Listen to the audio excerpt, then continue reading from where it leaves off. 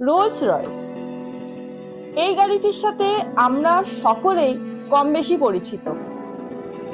আমরা সকলেই জানি যে এই গাড়িটি বিশ্বের সবচেয়ে দামি একটি গাড়ি, সবচেয়ে বিলাসবহুল একটি গাড়ি। আর এই গাড়িটি কিনে যদি কোনো রাজা রাস্তার কাচরা পরিষ্কার করে, একবার ভাববেন বিষয়টি, রাস্তার কাচরা, তাহলে কি সেটা অপমানের নয়? ঠিক এমনই একটি ঘটনা ঘটেছিল ভারতের ইতিহাসে। এক রাজা রোলস রয়েস গাড়িটি কিনে রাস্তার কাচরা পরিষ্কার করেছিল, আর সেটিই ছিল বিশ্বের ইতিহাসের সবচেয়ে অপমানজনক ঘটনা। ভাবুন তো, আপনি বিশ্বের সবচেয়ে বিলাসবহুল একটি গাড়ির শোরুমে ঢুকলেন, আর সেই শোরুমের বিক্রয়কর্মী আপনাকে দেখে বললেন, এই গাড়ি আপনার মতো মানুষের জন্য নয়। সেক্ষেত্রে আপনি কি করতেন? রাগ করতেন, না তর্ক করতেন, নাকি এমন কোনো শিক্ষা দেওয়ার চেষ্টা করতেন যা মানুষ 100 বছর পরও মনে রাখে? কি করতেন আপনি? আজকের ঘটনা এমন এক মহারাজাকে নিয়ে, যা রোলস রয়েসের ইতিহাসে সবচেয়ে আলোচিত ঘটনার জন্ম দেয়। কিন্তু শুরুতেই একটি কথা বলে রাখি, এই গল্পের কিছু অংশ নিয়ে ইতিহাসবিদদের মধ্যে নানান বিতর্ক রয়ে গেছে। তাই আমরা এই জনপ্রিয় কিংবদন্তি ইতিহাসে দুটি তথ্যই জানবো। চলুন শুরু করা যাক তাহলে। স্মৃতির সন্ধানে আমি স্মৃতি চলে এসেছি আরো একটি নতুন ভিডিও নিয়ে আপনাদের সাথে। সালটা ছিল 1920। ভারত তখন ব্রিটিশ শাসনের অধীনে। একদিকে সাধারণ মানুষ স্বাধীনতার জন্য সংগ্রাম করছে, অন্যদিকে আমাদের দেশের কিছু রাজা তাদের বিলাসবহুল জীবনযাপনের জন্য সারা দেশে পরিচিত।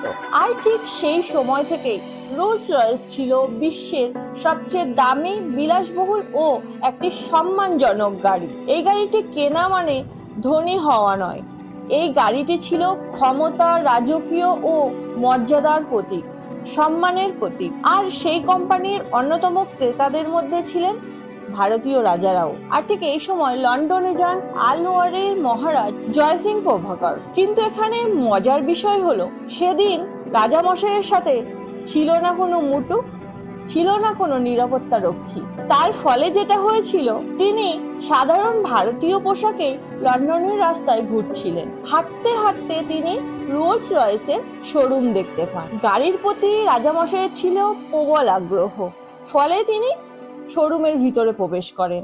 আর তাকে সাধারণ পোশাক দেখে বিক্রেতারা তো বেজায় রেগে যান।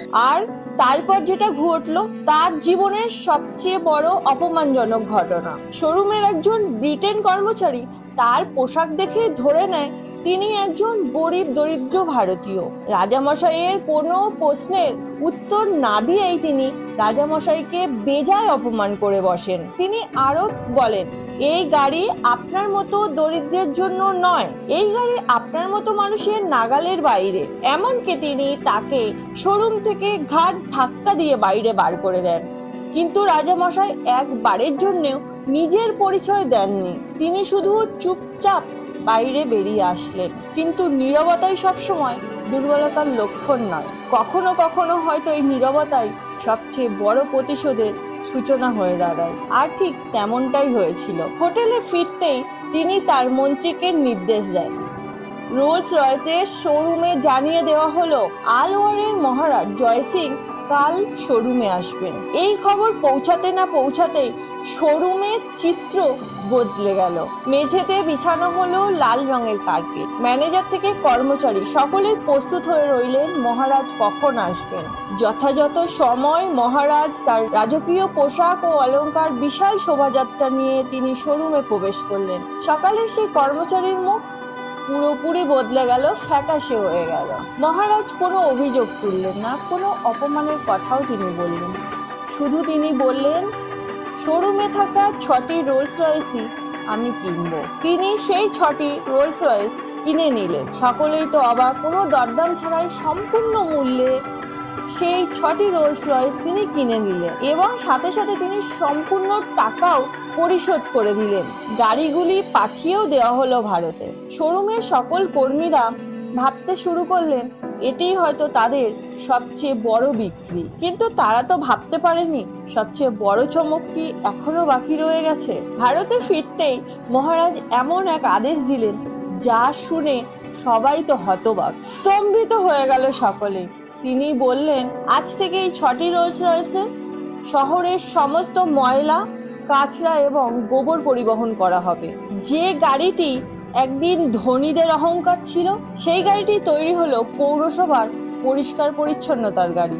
ভাবা যায়, খবরটি রীতিমতো দাবানলের মতো ছড়িয়ে পড়লো। ভারত থেকে ব্রিটেন, ব্রিটেন থেকে ইউরোপ, সংবাদপত্রের শিরোনাম হতে শুরু করলো এই অদ্ভুত ঘটনা। প্রচলিত ঘটনা অনুযায়ী এতে রোলস রয়েসের সম্মান মারাত্মকভাবে ক্ষতিগ্রস্ত হতে থাকে। অনেকেই বলতে শুরু করলো, যে গাড়ি ভারতের কাচরা পরিষ্কার করে সেই গাড়ি কিনে লাভ কি। এরপর কোম্পানি মহারাজের কাছে চিঠি পাঠায়, সাথে অনুরোধও করেন যে দয়া করে গাড়িগুলোকে এই ধরনের কাজে ব্যবহার করা প্লিজ বন্ধ করুন। এবং মহারাজ পরে তাদের ক্ষমাও করে দেন এবং এই ধরনের কাজ করা বন্ধও করে দেন।